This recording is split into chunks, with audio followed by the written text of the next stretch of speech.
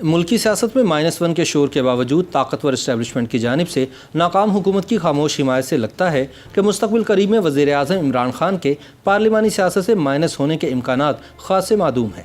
تاہم یہ بھی ایک حقیقت ہے کہ جب اقتدار میں لانے والی طاقتیں حکمرانوں کو اپنے کندھوں کا بوجھ سمجھنا شروع کر دیتی ہیں تو پھر یہ بوجھ اتار پھینکنے میں انہیں زیادہ دیر بھی نہیں لگتی۔ پاکستان کے سیاسی منظرنامے میں آج کل ایک بار پھر -1 کا شور بپا ہے اور عام تاثر یہ پایا جاتا ہے کہ عمران خان کی حکومت اب چند مہینوں کی مہمان ہے۔ سیاسی مبصرین کے مطابق دراصل پاکستان میں یہ عام رواج ہے کہ اقتدار میں آنے کے 1 یا 2 سال بعد ہی حکومت مخالف عوامی جذبات نظر آنا شروع ہو جاتے ہیں، اور اگر اس میں اسٹیبلشمنٹ کی جانب سے الزامات کا تڑکا بھی لگا دیا جائے تو بے یقینی مزید بڑھ جاتی ہے۔ لیکن کپتان کے معاملے میں مختلف پیش رفت یہ ہوئی کہ اس کی حکومت اقتدار کے پہلے 6 مہینوں میں ہی منہ کے بل جا گری۔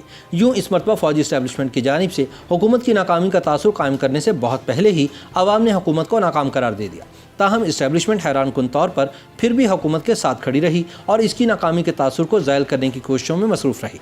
تاہم اب حکومت کی مکمل ناکامی کے بڑھتے ہوئے تاثر کے پیش نظر فوجی اسٹیبلشمنٹ بھی کپتان سے آہستہ آہستہ دوری اختیار کرتی نظر آتی ہے۔ آصف زرداری اور نواز شریف کے گزشتہ 2 ادوار حکومت میں بھی -1 کی آوازیں آتی رہیں۔ پہلی حکومت میں آصف زرداری پر میمو گیٹ اسکینڈل ڈال کر انہیں مائنس کرنے کی کوششیں کی گئی۔ اگرچہ وہ خود کو بچانے میں تو کامیاب ہو گئے، لیکن انہیں اپنے ایک وزیر اعظم کی قربانی دینا پڑی۔ اسی گیم میں نواز شریف نے فوج کا ساتھ دیا اور کالا کوٹ پہن کر تب کے ISI چیف احمد شجاع پاشا کے ساتھ میمو گیٹ کیس میں پٹیشنر بن کر سپریم کورٹ چلے گئے۔ اگلے انتخابات میں نواز شریف کو دوبارہ اقتدار بھی مل گیا، لیکن زیادہ دیر پر ثابت نہ ہوا اور وہ اپنی مرضی سے فیصلے کرنے کی پاداش میں پارلیمنٹ سے تاحیات نااہل کروا دیے گئے۔ یوں یہ خیال کیا گیا کہ وہ حتمی طور پر سیاست سے بھی مائنس ہو گئے ہیں۔ تاہم پکچر ابھی باقی ہے اور کپتان حکومت کی ناکامی کے بعد اب اسٹیبلشمنٹ کو ایک بار پھر شریف خاندان سے امید دکھائی دیتی ہے۔ اس لیے کہا جا رہا ہے کہ میاں شہباز شریف اگلے ڈارکھار ثابت ہو سکتے ہیں۔ چنانچہ تجزیہ کاروں کا ماننا ہے کہ اس بار بھی ملکی سیاسی منظرنامے پر کچھ نیا نہیں ہو رہا۔ حکومت کو اقتدار میں آئے 2 برس گزر گئے، لیکن اس کی ناکامی کی باتیں تو 1 برس پہلے ہی شروع ہو چکی تھی۔ تاہم اسٹیبلشمنٹ کے سہارے کے باوجود اب اعلیٰ ایوانوں میں -1 کی باتیں ہونا شروع ہو گئی ہیں۔ اپوزیشن سمجھتی ہے کہ عمران خان کے مائنس ہونے کے بعد جو بھی ان کی جگہ وزیر اعظم بنے گا وہ ان سے تو بہتر ہی حکومت چلائے گا، کیونکہ جو شخص عثمان بزدار کو ایک بہترین حکمران سمجھتا ہو اس کا حکمرانی کا اپنا معیار کیا ہوگا۔ اپنوں اور غیروں کے لیے احتساب کا دوہرا معیار لے کر چلنے والے عمران خان پہلے ہی کہہ چکے ہیں کہ اگر وہ مائنس ہو بھی جائیں تو اگلا حکمران بھی اپوزیشن کو نہیں چھوڑے گا۔ قانونی ماہرین کے مطابق تحریک عدم اعتماد ہی وزیر اعظم کو مائنس کرنے کا آئینی راستہ ہے۔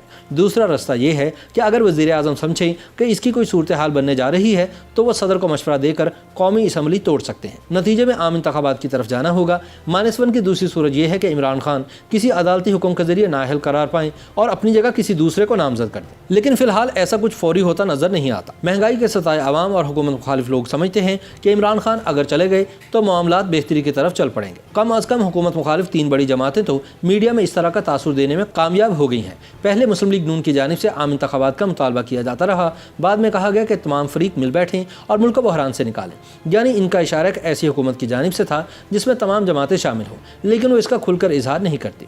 لیکن پاکستان پیپلز پارٹی موجودہ حالات میں عام انتخابات کی قطعاً حامی نہیں۔ وہ سمجھتی ہے کہ عمران خان چلے جائیں اور ان کی جگہ تحریک انصاف میں سے ہی کسی اور رکن کو قائد ایوان نامزد کیا جائے۔